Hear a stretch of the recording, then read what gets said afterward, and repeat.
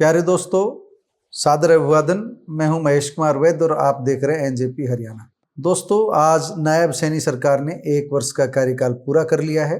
1 वर्ष पहले 17 अक्टूबर 2024 को आज ही के दिन नायब सैनी ने अपने मंत्रिमंडल के साथ शपथ ली थी, अपने मंत्रिमंडल सहयोगियों के साथ शपथ ली थी। इस 1 साल में सरकार ने क्या कुछ किया, इस पर बात करेंगे। क्या कुछ पूरा हुआ, क्या कुछ अधूरा रहा, इस पर बात करेंगे।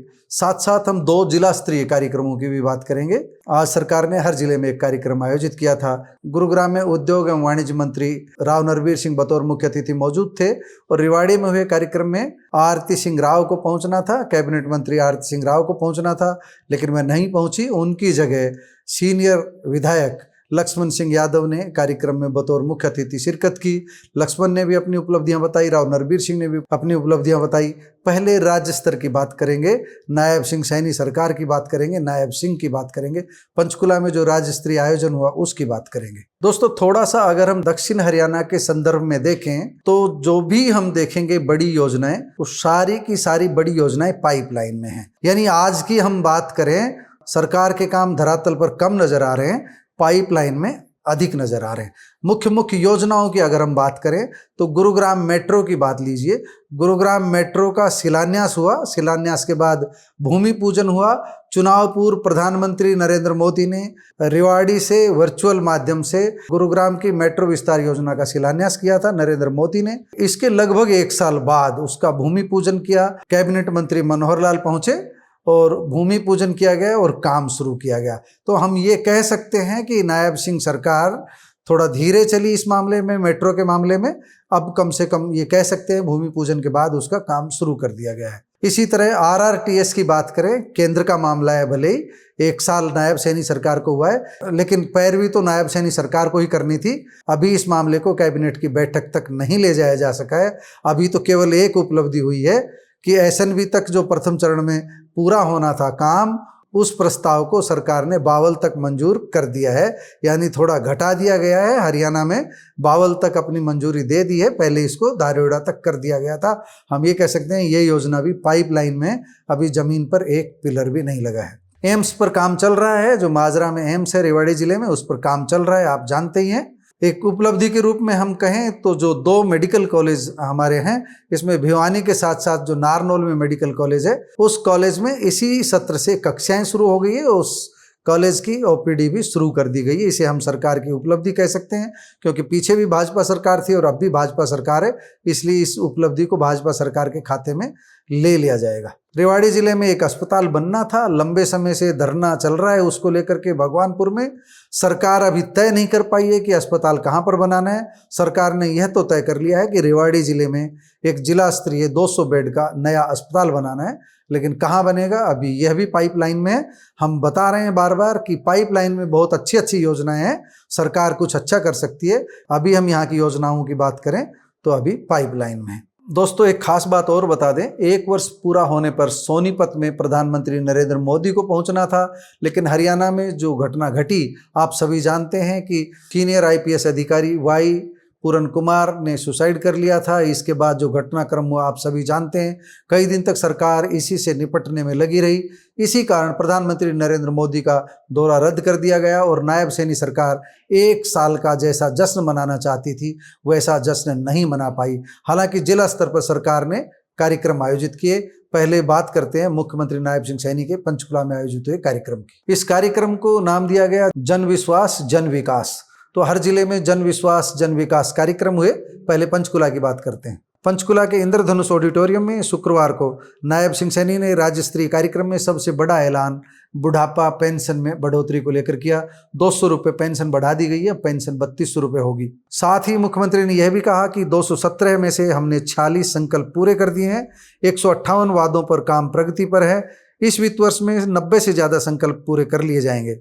मुख्यमंत्री ने दोनों सुसाइड के घटनाक्रमों का भी जिक्र किया और यह कहा कि सरकार निष्पक्षता से इन मामलों की जांच करेगी और किसी भी परिवार के साथ सरकार अन्याय नहीं होने देगी। मुख्यमंत्री की अहम बातें हम बता देते हैं। 1 नवंबर से पेंशन जो वृद्धावस्था सम्मान पेंशन है, सामाजिक सुरक्षा पेंशन है, वह 3000 रुपये से बढ़ा करके 3200 रुपये कर दिए। 1 नवंबर से मिलनी शुरू हो जाएगी। 1 नवंबर से इसमें बढ़ोतरी होगी।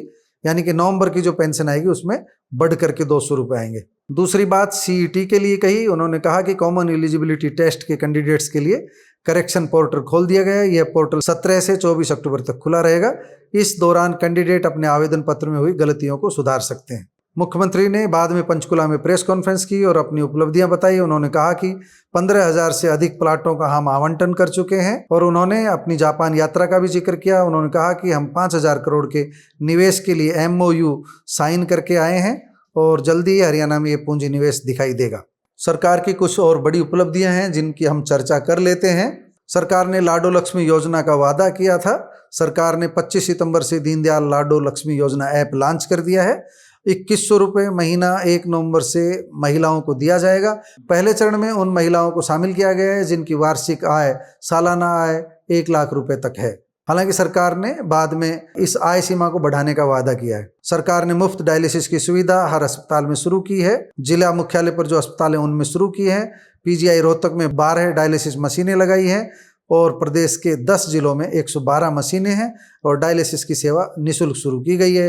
हिसार एयरपोर्ट से उड़ान शुरू की गई है। सामलात भूमि के पट्टेदारों को मालिकाना हक दिया गया है। हरियाणा अग्निवीर जो योजना थी उसके रिजर्वेशन का फैसला लिया है। जो 3 मामले चर्चा में रहे, सर्वाधिक मनीषा की जो डेथ मिस्ट्री का मामला है वो चर्चा में रहा, उसे लेकर के सरकार को परेशानी हुई। IPS सुसाइड प्रकरण हाल ही में हुआ ही है। उसके 8 दिन बाद ASI संदीप लाटर ने सुसाइड किया।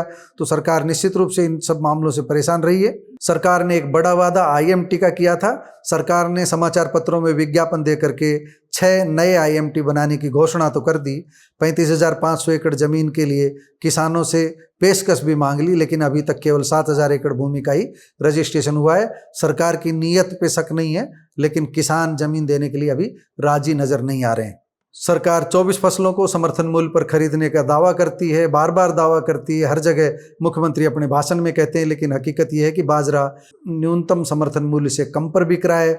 भावांतर भरपाई योजना की बात की जाती है, लेकिन भावांतर भरपाई योजना लागू करने के बाद भी किसान को उतना मूल्य नहीं मिलता जितना न्यूनतम समर्थन मूल्य घोषित किया हुआ है। लेकिन कांग्रेस सरकारों की तुलना में हम बहुत अच्छा पाते हैं। बाजरे के दाम कांग्रेस सरकारों की तुलना में नायब सैनी सरकार ने, मनोहर लाल की सरकार ने ज़्यादा दिया है। सरकार की एक बड़ी उपलब्धि, नायब सैनी सरकार ने सत्ता संभालते ही 20,000 से अधिक युवाओं को ज्वाइनिंग लेटर दिए।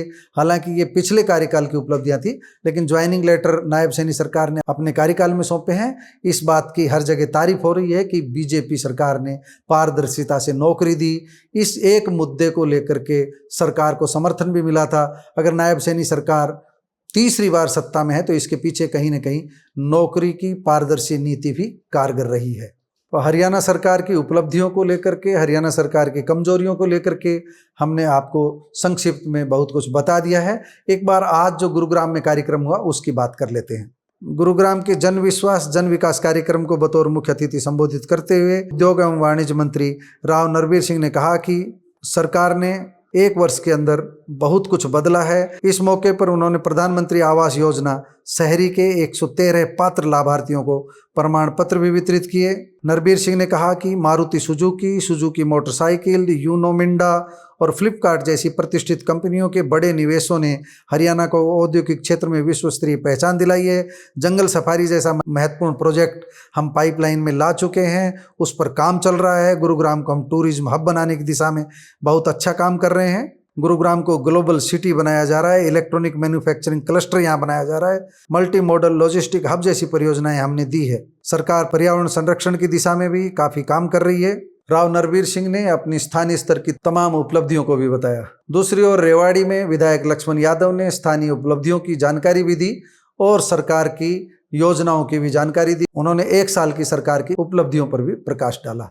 दोस्तों, नायब सैनी सरकार के 1 वर्ष के कार्यकाल को आप किस नज़र से देखते हैं, कमेंट बॉक्स में जाकर बताइएगा जरूर। नमस्कार, धन्यवाद।